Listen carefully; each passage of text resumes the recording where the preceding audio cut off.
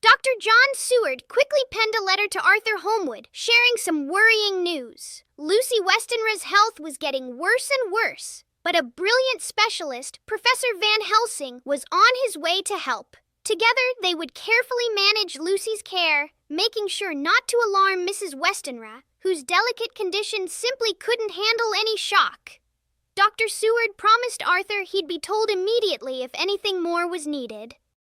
Dr. John Seward meets Professor Van Helsing at bustling Liverpool Street. Van Helsing quickly questions Seward about informing Arthur Holmwood, emphasizing the absolute need for discretion and secrecy about Lucy Westenra's true condition. He urges Seward to meticulously record every observation, even tiny doubts, stressing that knowing things is the most important thing of all. He even compares their careful approach to a husbandman nurturing precious corn.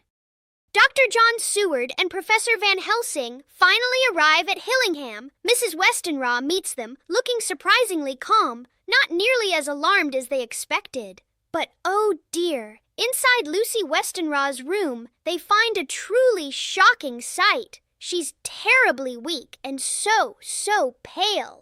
Professor Van Helsing instantly knows what must be done. A blood transfusion is absolutely critical, and he prepares to act right away without a moment's delay. Down the stairs came Dr. John Seward and Professor Van Helsing, when suddenly Arthur Holmwood burst in. He'd sensed the urgency from Seward's letter, you see. Professor Van Helsing, though a bit startled at first, quickly saw the strength in Arthur. He then shared the terrible news. Lucy Westenra was in grave danger and needed a blood transfusion right away. Arthur, though heartbroken, didn't hesitate. He bravely volunteered his own blood, hoping to save the woman he loved. In Lucy Westenra's room, after she's given a gentle narcotic, Arthur Holmwood bravely performs a blood transfusion, with Professor Van Helsing supervising every detail. As Lucy's pallor lessens and she starts to look much better, Arthur himself grows visibly weaker from the blood loss. Van Helsing quickly halts the procedure, praising Arthur's courage and sending him home to rest. But then, Dr. John Seward notices a peculiar red mark right there on Lucy's throat. After Arthur Holmwood's departure, Dr. John Seward carefully examined the red mark on Lucy Westenra's throat, discovering two tiny, really strange punctures. He quickly dismissed them as the cause of her blood loss, since there wasn't any external bleeding, but Professor Van Helsing looked so deeply troubled. He announced his urgent return to Amsterdam for special books and supplies, leaving Dr. Seward with a very important task: to keep a strict vigil over Lucy throughout the entire night.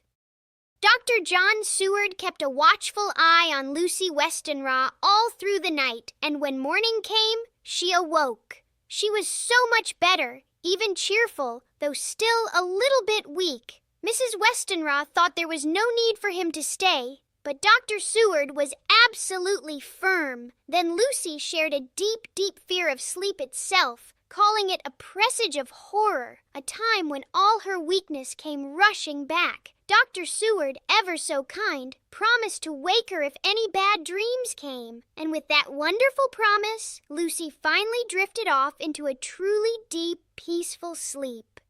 Lucy Westenra slept like a dream all through the night.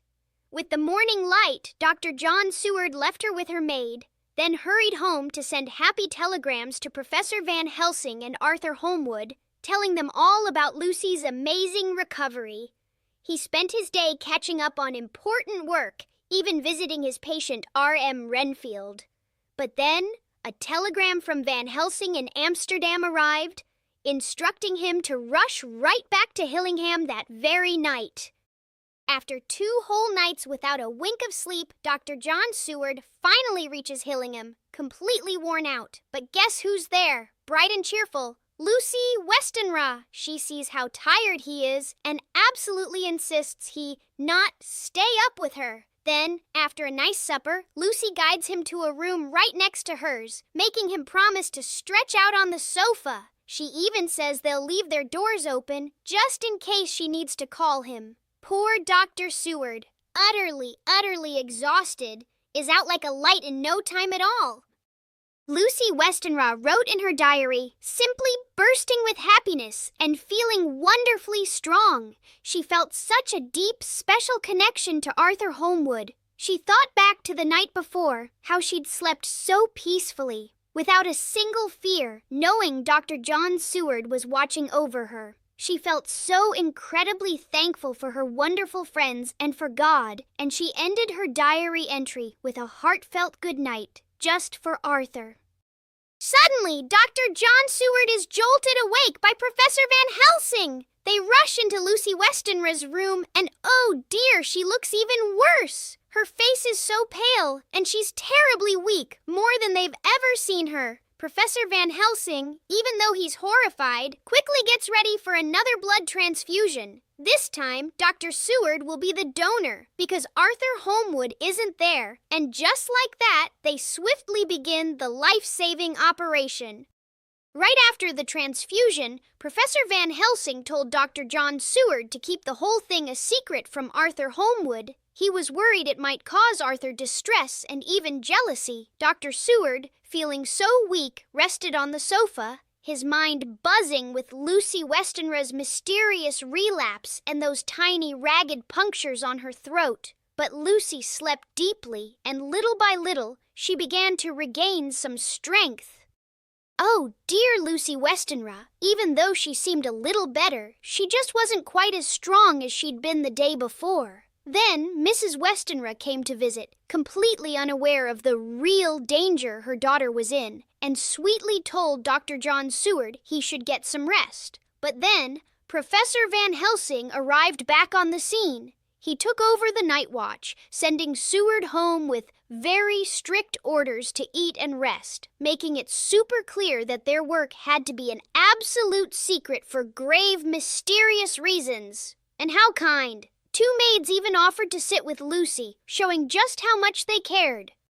Dr. John Seward returns to Hillingham, and what a sight! Lucy Westenra seems so much better. Then Professor Van Helsing receives a mysterious parcel. Inside are garlic flowers, which he presents to Lucy, calling them his special medicines. Lucy, though, is both amused and a little disgusted by the common garlic. But Professor Van Helsing, oh, he's very serious. He insists they are vitally important, explaining they will help her sleep and keep her safe, even comparing their scent to the magical, forgetful waters of Lethe. Professor Van Helsing, with Dr. John Seward helping out, got Lucy Westenra's room ready for some serious protection. He locked up all the windows super tight and then rubbed garlic everywhere, on the sashes, door jambs, and even the fireplace, making sure that strong smell filled the air. Then he made a special garlic wreath for Lucy to wear around her neck. He told her very carefully not to disturb it or open any windows or doors, even if the room felt a little stuffy, because it was all to keep her safe. As they left Hillingham, Professor Van Helsing felt wonderfully confident. He was so sure he could finally sleep peacefully, having put his special spell in place to protect Lucy Westenra. But Dr. John Seward? A strange, vague terror crept into his heart, remembering his own past confidence and the awful things that had followed. He just couldn't bring himself to tell his friend about this deep unease, holding it inside like tears that simply wouldn't fall.